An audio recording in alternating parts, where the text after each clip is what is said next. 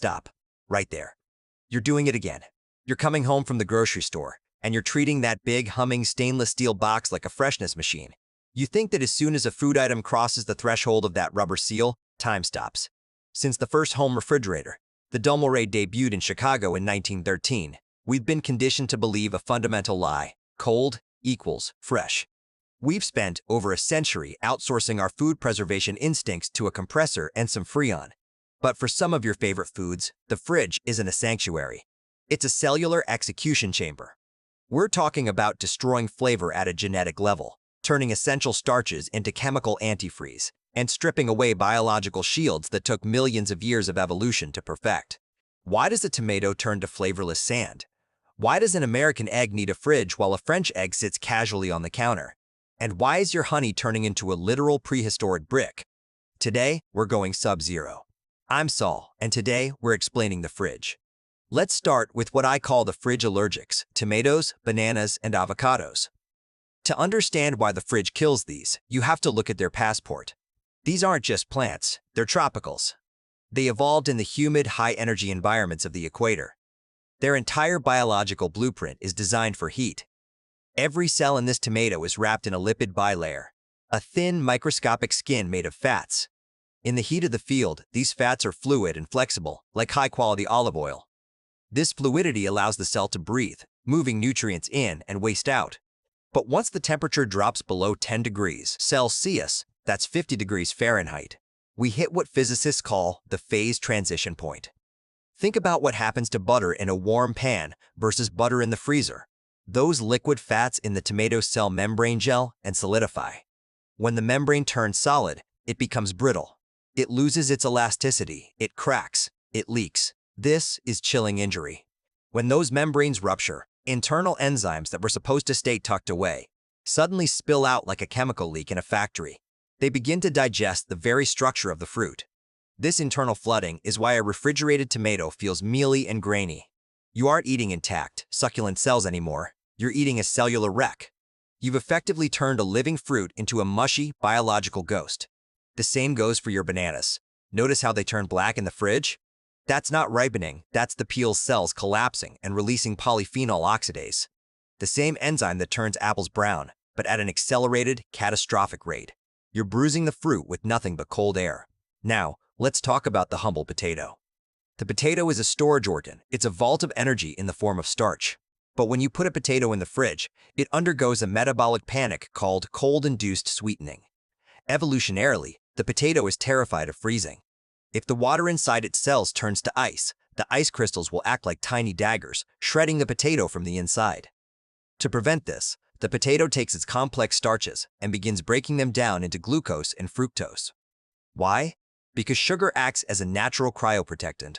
It lowers the freezing point of the liquid inside the cells, acting exactly like the antifreeze you pour into your car's radiator. But here is where the chemistry gets messy for you: the cook. When you take that sugary fridge potato and drop it into a deep fryer or a hot oven, you trigger a hyperaccelerated Maillard reaction. The Maillard reaction is a chemical dance between amino acids and reducing sugars under heat. It's the holy grail of cooking. It's what creates the hundreds of flavor compounds and that beautiful golden brown color in seared steaks or toasted bread. However, because your fridge potato has an unnatural, massive surplus of sugar, the reaction happens too fast and too violently. The outside of your fry burns and turns a dark, bitter brown before the inside is even cooked. Even worse, this excess sugar combined with high heat produces higher levels of acrylamide, a chemical compound that we generally want to avoid. If your homemade fries are dark brown, scorched, and bitter, don't blame your stove. Blame your fridge. What about the aromatics? Onions and garlic. These two love a cool, dry, dark pantry, but they absolutely hate the fridge. Onions are incredibly sensitive to moisture. A refrigerator is, by design, a high-humidity environment. This humidity triggers the onion's growth hormones. The onion thinks, oh, it's damp, time to grow. But without soil, it can't grow properly. Instead, the moisture causes the starch in the onion to convert to sugar and encourages mold to set in. The layers turn soft, mushy, and eventually rot from the inside out. And garlic? Garlic is even more dramatic. Refrigeration mimics winter for a garlic bulb. This is a process called vernalization.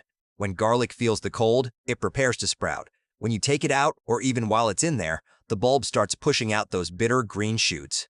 The cloves become rubbery and lose that sharp, pungent bite that makes garlic great. Sal's pro tip: keep your alliums in a mesh bag in a dark pantry. And, for the love of chemistry, keep them away from your potatoes. Potatoes release moisture and ethylene gases that act like a biological go signal for onions, making them spoil twice as fast. Why does fridge food taste like nothing? It's all about volatiles. We often think taste is just about the tongue, but flavor is actually 80% smell. That characteristic tomato smell comes from volatile organic compounds created by enzymes like lipoxygenase. Here is the scary part. Cold temperatures literally switch off the genes responsible for producing these enzymes. Research has shown that after just 7 days in the fridge, a tomato loses up to 65% of its flavor volatiles. But it gets worse. Once those genes are switched off by the cold, they stay off. Even if you bring that tomato back to room temperature, the flavor doesn't wake up. The biological machinery for flavor has been dismantled. It's a biological delete button. You are eating a red spear of flavorless water. Now, the great debate: eggs. In the US, they're in the fridge. In Europe, they're on the shelf. Is one side just wrong? Actually, it's all about the cuticle, also known as the bloom. When a hen lays an egg, she coats it in a waxy, protein-based shield. This shield is a masterpiece of evolution. It seals the thousands of microscopic, porous holes in the eggshell, keeping bacteria like salmonella out while keeping moisture in. In the US, the USDA requires commercial eggs to be power washed. But that high-pressure wash strips the cuticle away, leaving the egg naked and vulnerable. Without that shield, bacteria can slip right through the shell if the egg sits at room temperature. In Europe, they vaccinate the hens instead of washing the eggs. The shield stays on, the fridge stays empty. Sal's rule: if you bought them from a refrigerated case, they've been washed. Keep them in the fridge. If you bought them at a farm stand with the bloom intact, let them breathe on the counter. Can you leave butter out? Physics says, only if it's salted. Butter is what we call a water and oil emulsion. Bacteria need water to grow, but in butter, tiny water droplets are trapped and isolated by a massive sea of fat. Salted butter adds a second layer of defense. Through the process of osmosis, salt migrates into those tiny water droplets, creating a brine so concentrated that it kills bacteria on contact. It literally sucks the water out of the bacteria's cells until they shrivel up and die. Unsalted butter lacks this salt shield, so keep the unsalted stuff in the fridge. Then we have the Immortal, honey. Honey is a super-saturated solution, which is a fancy way of saying there is way more sugar dissolved in that tiny bit of water than should be physically possible. When you put honey in the fridge, you trigger crystallization. The cold lowers the solubility of the glucose. The sugar molecules stop sliding and start locking into a hard, gritty crystal lattice. You haven't made it fresher, you've just turned your liquid gold into a sugary brick. Honey is naturally acidic and has almost zero water content. Bacteria literally explode when they touch it. If it can survive a pyramid for 3,000 years, it can survive your kitchen counter. Finally, we have to talk about bread. Many people put bread in the fridge to stop it from molding. But while it might stop the mold, it's ruining the bread through a process called retrogradation. Bread is full of starch. When it's baked, those starches absorb water and become gelatinized. That's what makes bread soft and fluffy. But the moment bread starts to cool, those starch molecules want to return to their original, hard, crystalline state. Inside the fridge, this process happens 3 times faster than at room temperature. The starch molecules recrystallize, pushing the water out of the bread structure. This is why fridge bread feels tough and dry, even if it isn't old. The solution? If you can't eat it in 2 days, don't fridge it. Freeze it. Freezing happens so fast that it locks the starch and water in place. Before we go, 2 quick ones you're probably messing up. First, coffee. Your fridge is a humid environment full of smells. Roasted coffee beans are porous. They are essentially smell sponges. If you put your coffee in the fridge, it will absorb the ambient odors.